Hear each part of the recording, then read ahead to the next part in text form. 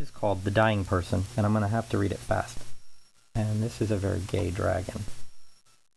I don't know who did that.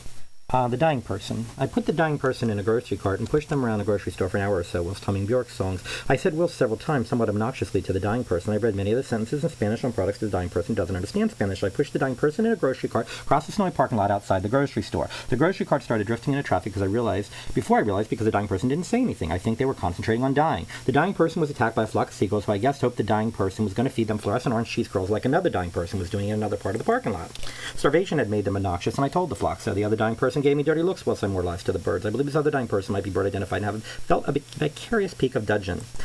And then I saw the other dying person was working its mouth furiously as it gave me a dirty look, but the wind picked up, so I don't know what the other dying person was saying. The other dying person had even stopped throwing cheese checks while it worked its mouth furiously like an itchy anus. I yelled across the parking lot, telling the other dying person that whilst the other dying person was addressing me through wind, no cheese checks were being dispersed to the avian following. It was a perfect picture of a fight in the blogosphere. The dying person had drifted off in the grocery cart whilst I was singing Shake Ya Bum Bum by Lil Kim and putting the grocery bags in the car. The Japanese girl there rhymes shaking my anus with I'm about to be famous. The dying person didn't want any ice cream when we stopped at the kiosk. I asked several times because dying people don't always hear well.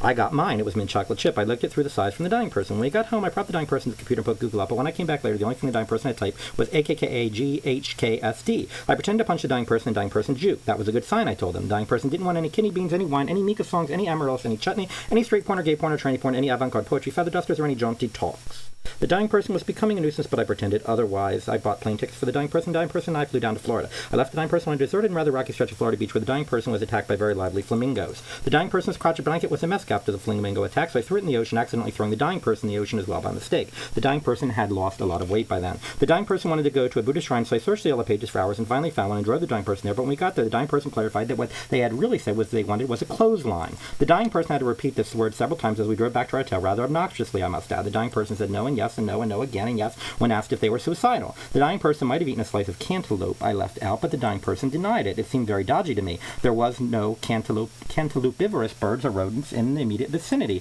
Was it just a coincidence that the dying person rubbed the back of the dying person's hand across its gleaming lips whilst it denied eating the canteloupe slice? I was walking across the street in front of our hotel when an ice cream truck driven by an escaped convict going 78 miles per hour killed me dead without allowing me the luxury of dying. This is where the dying person takes the wheel in the narrative. But what happened next I can't really say. I suspect they're off somewhere, dying luxuriously.